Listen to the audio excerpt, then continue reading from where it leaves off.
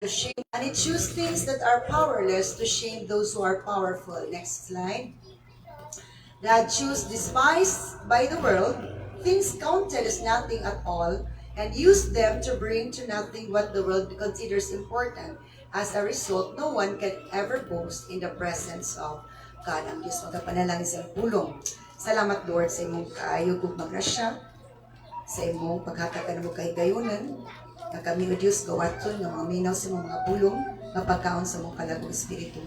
Ug amang mga pangalupo nga ikaw magabless sa matag itulungog nga madunggan imong pulong. Hallelujah. Masabtan kini o Lord God pinagi sa Espiritu Santo nga magalamdag ka na o Lord God.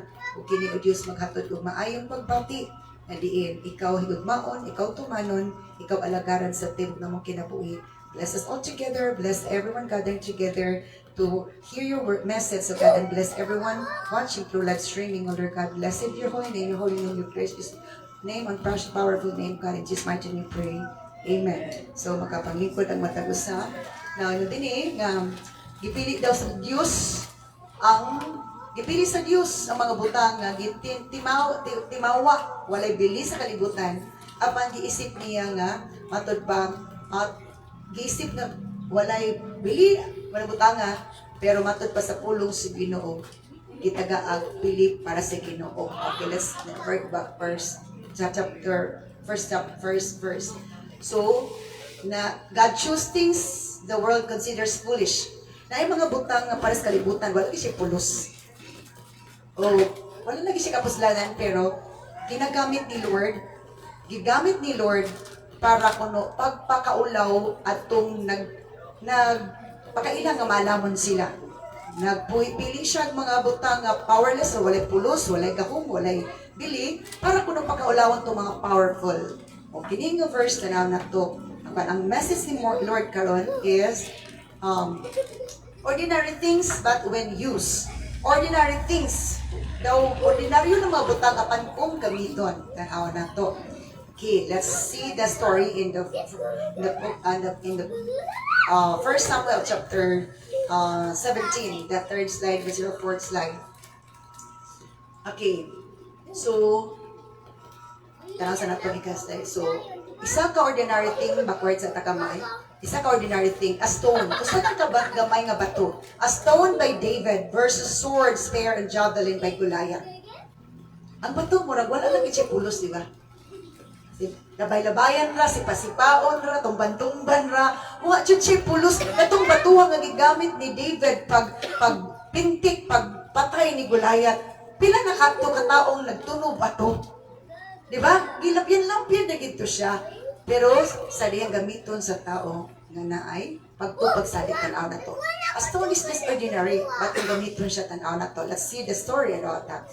In first verse ni David, pick up, pudyot ni David 5 ka smooth stones, dili rocky. Dili siya kanang bato nga panglugod. Kita mo kisay nakasugod og lugod, okay na agig lugod og bato diri. Dili man nimo pwede ilugod tong sinaw nga bato. Sinaw jud nga bato, 5 ka buok. Iyang gipudyot gikan sa sapa, dili suba. And then gibutang tayo ni David sa iyang shepherd's bag, sa iyang pagka magbalantay sa karniro. So dili to kanang Hermes nga bag. Ordinaryo nga bag. Usay nga imong to dakas kwarta karon ilang bag millions, di ba? So, nga na kadaghan sa kwarta. Shepherd's bag, ordinary nga bag para sa uban way bili. Then armed only with his shepherd's staff.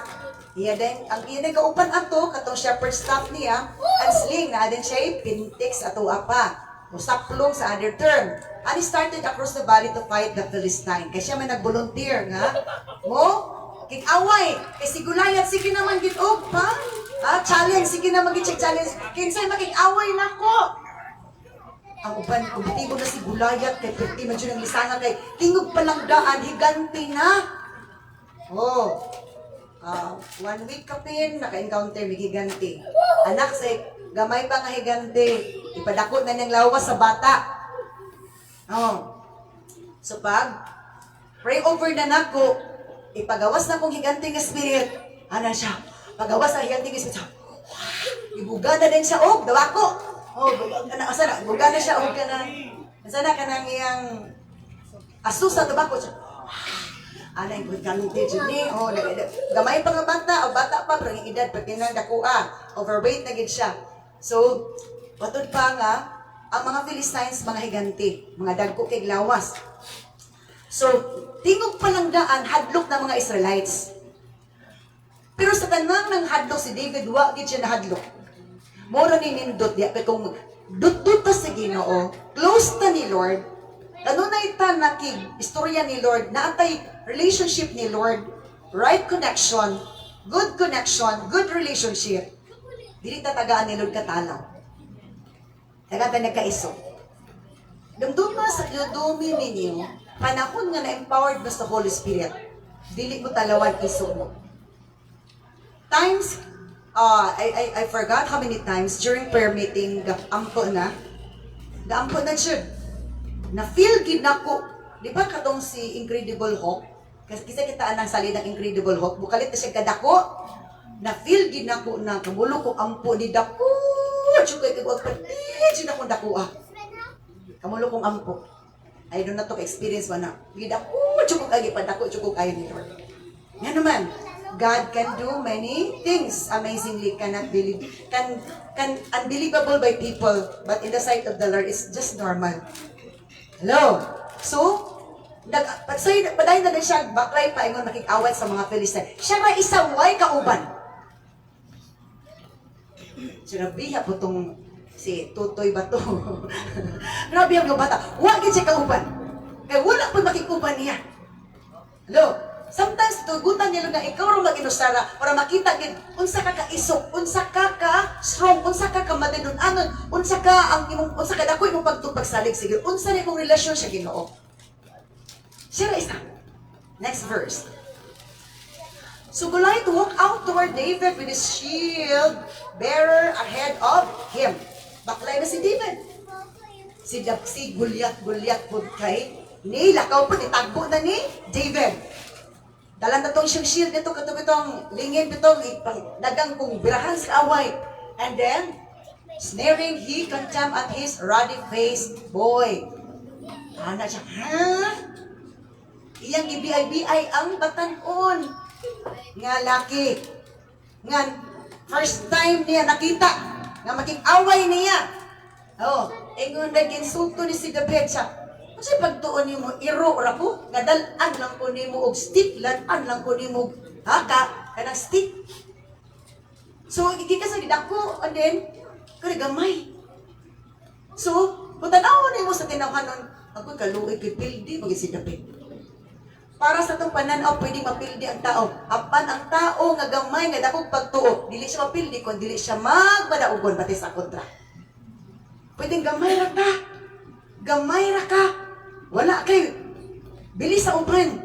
Pero ikaw bili luhon sa Ginoo kay gitaga ni bili ang Ginoo yang pulong ang presensya pagdayeg ngadto sa Ginoo. Dako kag bili ato bang sugad. Dako kag bili dako milagro ang hibuon sa Ginoo tungod sa imong paghatag bili sa Ginoo sa imong kinabuhi. Ordinary to other people. Ordinaryo ra ka, wala pulos. Okay, grado sa pananiya, wa kay achievement, wa kay accomplishment, wala kay record. Ngay ngana. Pero ba nga sino may kag-record nga naman ang Ginoo himuot nimo. Hello? So sa pagtuon mo sa ako, iro ko padalaan ako stick. He roared at David. Kining mak or bugal-bugal ni David. And he cursed David by the names of his God. Itong lupa gini si David pero mga ngalan siya mga Diyos. Pero ni-epekto ba ang tunglo ni David o tunglo ni Goliath? Wala ni epekte. Ang tunglo sa dautan dili mo epekto sa mga taong buutan o matarong nga naman. Isa to, he is our shield. Siya atong tipanalipod kung magtarong ta pagpangalagad. Adlaw gabi igatarong ta. Wala tay binuhatan nga dautan. Kanunay ta nag-connect sa Lord. Mo nay makapahatag nato panalipod nga ang kaaway unsa man ilabay nga mga pulo, di na modulot nato. Unsa man ilabay ng unsa di modulot nato. Nga naman sa to ang atong relasyon sa Ginoo, ang atong pamati siyang pulong, pagpawalantong siyang pulong, pag-ubay siyang pulong, pagkalipay siyang pulong, na siya ang mga panalipod na to, mo shield na to. Kabalo si Lord. Automatic na nga mo protect na to. Hello? So to is our shield. Let's proceed to the next verse.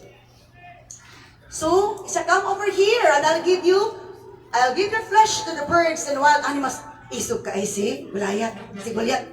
Sa, halidiri kay, ibahog yun ako ng imong lawas sa mga hayop, sa mga langgam. Assure na niya ang kadaugan niya. Isiguro na siya madaugon.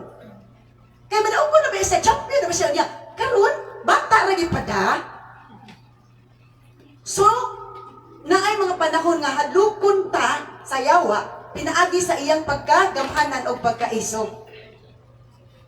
Apan kung ikaw may nalukos Ginoo, dili ka mahadlok sa paghadlok sa yawa. Amen. Kung may nalukon ta sa Ginoo, dili ta mahadlok sa paghadlok sa yawa. Pero dito may nalukon sa Ginoo, mahadlok ta sa yawa. Kaya nga naman, wala man tayo kasiguruan nga ang Dios magauban nato maghatan nato kaisog. Nga naman, wala man ta nagbali-bali pag-ayo sa mga butang nga bilinhon nga makahatag nato panalikod panahon nga kita hagiton sa kaaway. Dili na ba nato babawaan kanos at hagito sa yawa? Manang sa Ginoo, be strong in the Lord and in the power of His might. Nga naman, wala ta kabalo kanos at ta binhan, kanos at ta planos sa yawa. Yeah, connected to gingon ni Abigail kanina because in the Juliet, kita siya vision. Mo sa itong panahon nga gi-atake ka, ipakita na sa Ginoo kang in the Juliet, nag-atake ka sa kaaway. Patay mo gatong imong kan ganina testimony. Ipakita nato sa Ginoo, back up sa pastora, back up in prayer duha para sa imuha. Ipadayag nato sa Ginoo. Kaya isgod pa mi kanina ni Queen sa John Perroman nga kanang isa na sa mga balatuan namo para mag-cleansing, mag-away sa kawan. So, ihatag na ko ng imong, ako ipakaon, sa diri. Kay ako nang ibahog ang imong lawas sa mga birds o mga wild animals. Ato ba gisuguro na yung mamatay na si David, mapili si David. Ang yawa, manigurong madaugon siya. Apan kung ikaw naghatag og bili sa alagad si Ginoo, pagpamalandong pagday pagsimba, kadtong mga butang ang imong investment, mo mo panalipod nimo kung ang yawa makig-away nimo, makig-challenge nimo. Hello. Muna nga patarong pangalagad. Kaya wala ta kapros unahan og naabay Goliath na to masugat. Goliath na to, hindi mo tumadlok na tong Goliath. Boy, pagos Goliath ron, atong Goliath. Ay ba? Lahi ang Goliath sa Mindanao. Gamay kaayo, jukiron. Ang Goliath sa Philistines, dili siya gamay. Oh, sumatod pa din taawa si David. David replied to the Philistine, gamay siya. Pero grabe siya pagtupagsalig. Siya, pagkadungog niya, patiwas pa niya sa punchline ni Goliath. Pag magsulti ni Goliath, response po, replied po si David siya. You come to me with sword and spear and javelin, but I come to you in the name of the Lord of heaven's armies, the God of the armies of Israel, whom you have defied. Niya ka, matod pa, dalaan ang imong sword, espada, javelin, o matod pa, spear, apanianhi ko, pinaagi sa ngalan sa Ginoo, sa mga panon, sa mga kalangitan, ang Diyos sa army sa Israel. O nga imong gitamay-tamay, nangisog siya.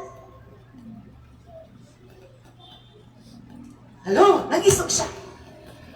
Ano man, gihagit siya. Ang iyang pagkagamay, nigawas ang iyang pagkadako o pagkaisog. So kinanglan ko, mangisog ang kaaway. Mangisog po talaga. Mangisog ta, nangurog ta.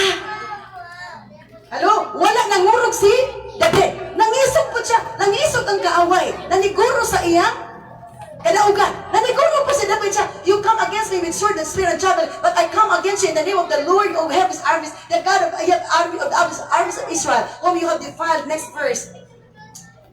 Next verse.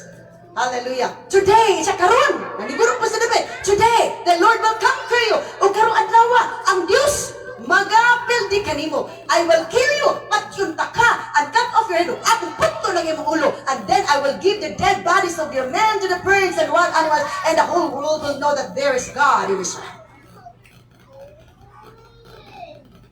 Wala pa nagamita ang iyang bato. Igamit pa ng pulong sa Ginoo. Amen. Wala pa nagamita ang iyang tawhanon, langit, kalibutan nga, Plus, gigamit pa niya ang pulong sino nga iya sa to. The word of God is a sword. The word of God is a sword. The sword of the Spirit, which is the word of God. Have verse of the Ephesians chapter 6:17, Mr. Na, 6:18.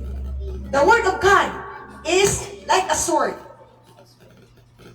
Take the helmet of salvation and the sword of the Spirit, which is the word of God. Kinahanglan natin pulong sa Ginoo. Muna gunay magwali, magtanaw ta sa screen, magtanaw ta kini.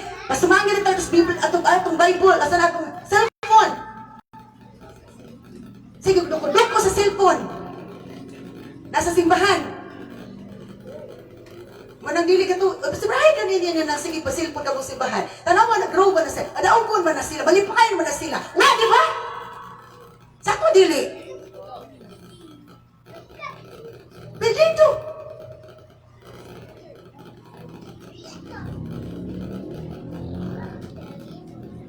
Di ba sa David, kamo nang bantay sa karniro? Kasi gisagdayag sa Ginoo, gatukar siya sa iya. Alpagadayag siya sa Ginoo. Basta ta, kung buday siya, kung ampo. Tanan, nag-excel si David. Nga naman, ingana niya gihigugma ang Ginoo. Ingana niya nasabtan ang Ginoo. Muna ka ingana magigugma ang nasabtan ang Ginoo. Nagamit niya pag-ayos sa diyan, giatake siya ni Goliath.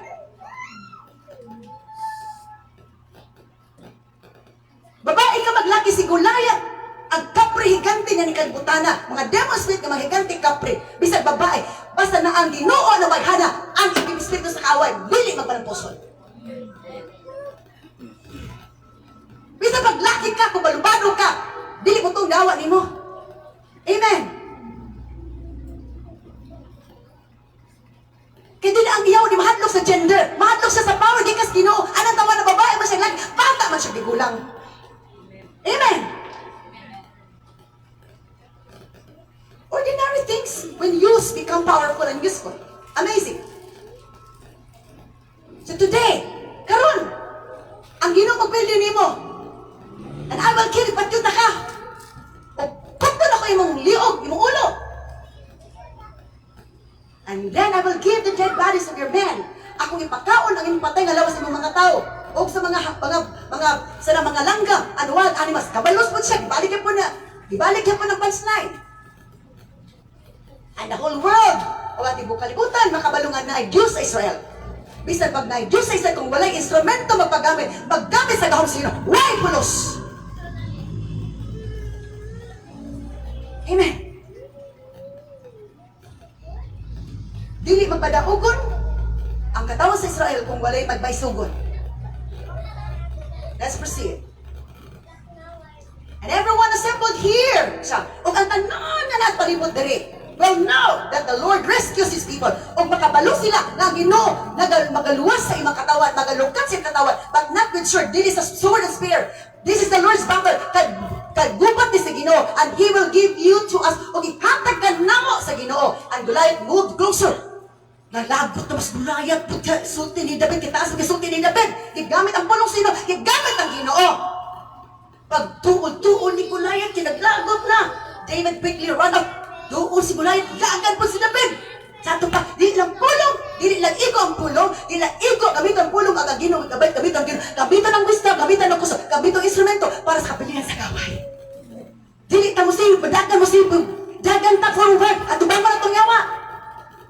Amen. Hallelujah. Kailan na may counter? Kuya, di kay monster. Ako kay bakbak, halinis, kisanan, pakita sa vision. Isa na sa iligan dito ni. Dito sa hala nila. Dako, chika isanan. Marag-whale nga dako, pero grabe kag nipon in Jesus, monster spirit. O sa panauban niya. But God did not give me the spirit of fear. Why? Sa to? Panahon nga patig-away. Panahon nga na ay gubat na ay away.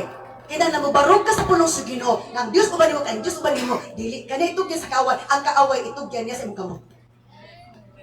Hello? Dagan si Goliath. O si, paduol si Goliath. Matod pa, wataki ni, sana di ba? Alkan si mas si Goliath.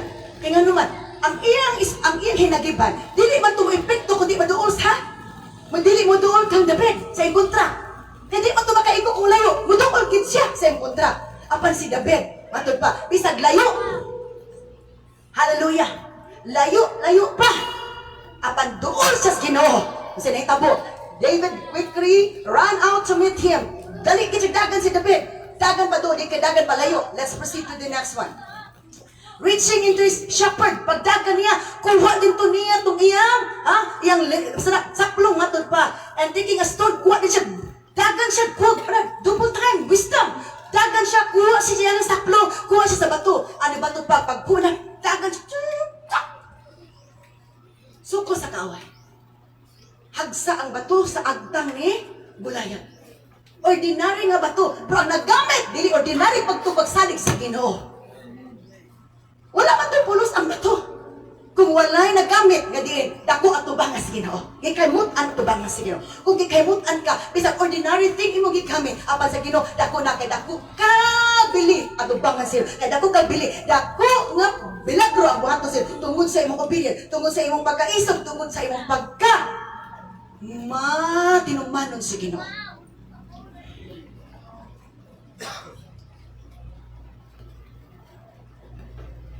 Dili pwede nga. Iko lang ta maminaw. May lang ta mangisog, mangaway, mangdaot. Mangisog ganita sa tong kontra. Sa demon spirit, kita'y mo talaw. Mangaway ganitang tao, isog kita. Kita mauwaw, ano uban, abuto barangay. Hello? So he hurled it with his sling and hit the Philistine in the forehead. Dirigid sa iyang agtang. The stone sunk in. Dito din ang bato. Ni lubong gid sa ang agtang. And Goliath stumbled and fell down. Fell face down on the ground. Diretso dayon nakuyapan. Si Goliath og namatay. Nga naga pa sa deliverance team. Deliverance ministry. Encounter ni mo dili no malimta. Dili na malikay nga si Goliath imong kontra higanti kapre. 2 weeks karon sa lapasan. Higanti gyapon. First time na mo, himis manguli nami. Sa tora sa alas 8 ng Zuto, alas 7 kape. Manguli nami, gawas nami tanan sa portahan. Sus, paggawas kay. Sa balik, balik ako may last mo gawas. Balik, pasturo. Topic ka na sa puno sa kaway, ilang territory. Oh, na dito na, balik na sa ni. Kaya na pa man di pa servisyuhan nga doon, katalag dito, gagataki dito. Kumbate na po't kumbate.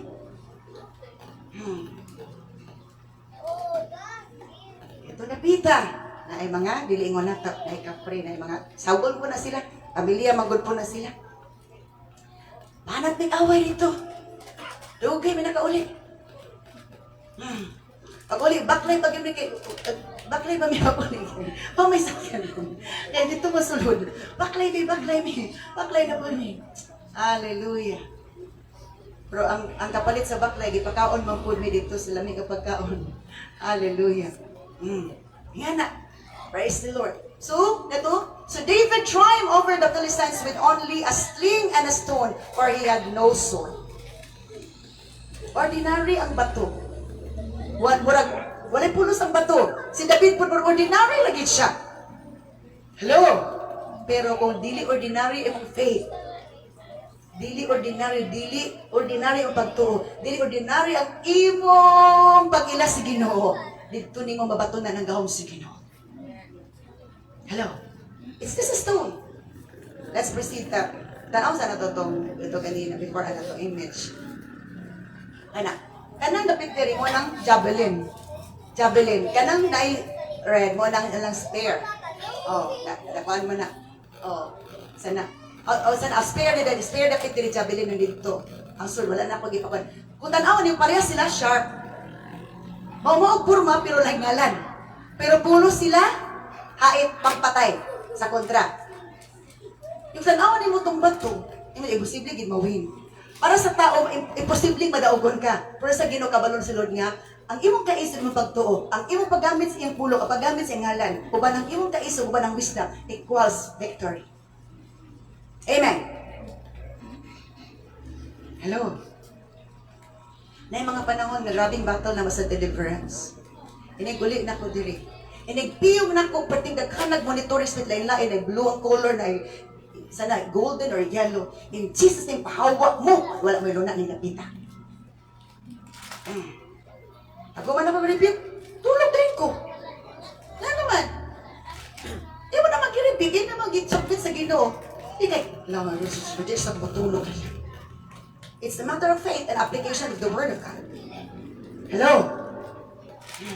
Let's proceed to the next one. Okay. So, ordinary stone from the stream. Wala, ordinary lagi nga stone, gikan sa sapa. It became not ordinary when used by David with his sling. David's faith, courage, braveness, and his relationship with the Lord and his connection with God made that stone powerful as he used it. Ang tansa to? Ato ta sa first slide, second slide. In connection with this. Sa 1 Corinthians. Ito, kina. Gipili sa Diyos ang mga butang nga timawa. Walay bili is kalibutan. Things counted as nothing at all. Walay bili, wala siya bili. And use them to bring nothing what the world considers important. Gigamit si Ginoo para kuno nga katong walay pagbihatag bilis kalibutan. Tapos as a result, dili na mo. Dito sa verse 27 pa. God chooses the world considers foolish in order to shame those who think they are wise. It chooses things that are powerless to shame those who are powerful. Di ba gipakaula na powerful ang mga Philistines tungod ni Goliath? Pero sa to, it chooses things. Katong bato. O si ordinary sa David. He chooses things that are powerless sa tan-awon sa tao. But powerful to ba nga sa Ginoo? Tungod sa Ginoo, tungod sa word, o tungod sa iyang pagtupag sulod. Kaya ang epekto sa isa sa epekto sa proseso, ang imong pagtuo mo sharp. Mo sharp na imong pagtuo, imong boldness. Kuyawan ang yawa mo nang dili gusto ang yawa mo sharp pag aminot sa pulong sa Ginoo, aron dili mo sharp atong pagtuk atong charis kay gusto siyang nga pildindo ta. Dili ta makagamit anang gakong ang epekto sa pulong sa Ginoo. So naara sa atoa kung gusto ba nato ipabaid na or dili. Amen. It chooses things that are powerless to shame those who are powerful. So naulawan ang Philistines. Naulawan si Goliath.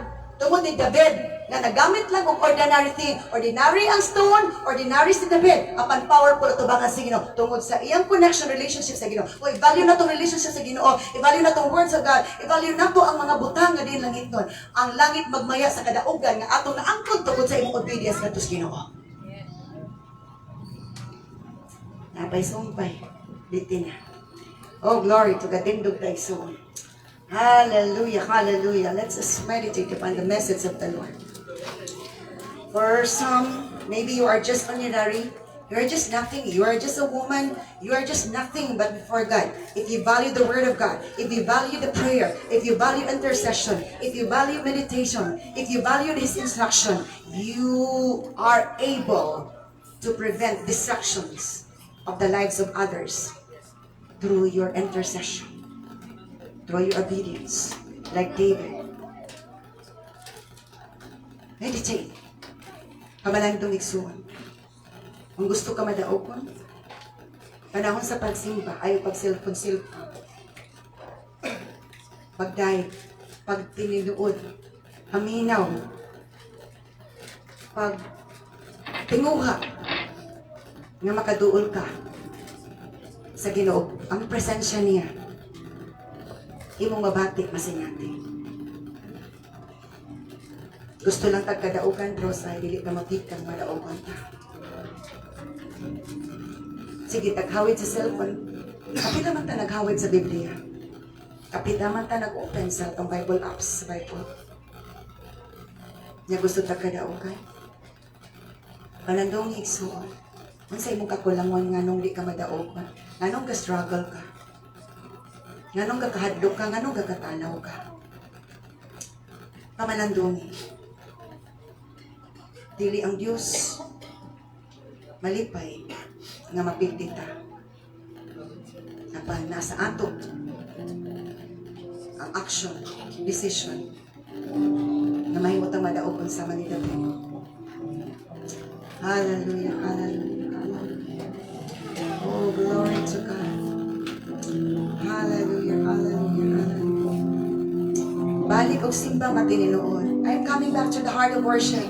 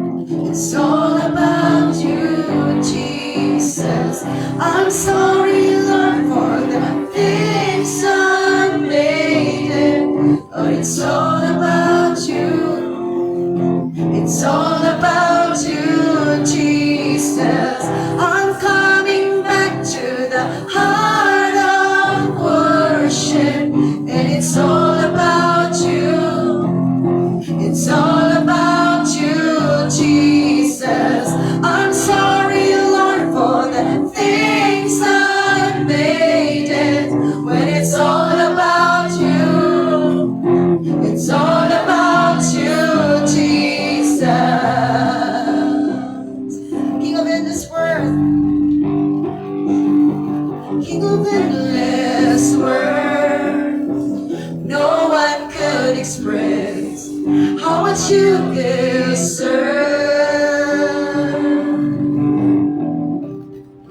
Though I'm weak and poor, all I have is yours. Every single breath, I'll bring you more than a song, for a song in itself is not what you have required. You search much deeper within, through the way things appear. You're looking into my heart. I'm coming back to the heart of worship, when it's all about you. It's all about you, Jesus. I'm sorry, Lord, for the things I made it. When it's all about you, it's all about you, Jesus. I'm coming back to the heart of worship, and it's all about you. It's all about you, Jesus. It's all about you, Jesus. Because you are that rock, that stone that David used, Lord. Ikaw katong bato nga gihimo nga diin ibutang ni David sa iyang saplong, Lord. You made David victorious because he obeyed you, Lord. You required our obedience, following your instructions, to stop distractions na gustong buhaton sa kaaway. Seal your words with your precious blood, God. Nang among pananaw, ang among pagsabot, ang among panahon nga dili mabase sa kalibutanon lamang nga prinsipyo o regard, konsepto nga mabutang namo diya sa mga espirituhanong butang, espirituhanon nga kategorya nga naay kadaugan kung kami magadagad kanimo tinarong ma-encounter namong kaaway madaugon kami tungod kay ikaw nagauban ka na mo, ikaw nag-bless ka na. Siluwi ang pulong sa mga miling na dugo and continue to bless us all together. In the mighty name of Jesus Christ of Nazareth, and everyone will say, Amen. Hallelujah. Glory to God. Pakpatan na to si Lord. Praise be to God. Hallelujah. Hallelujah. Hallelujah. Hallelujah. Thank you, Lord. Thank you so much, oh God. Thank you, Jesus. Thank you, Lord.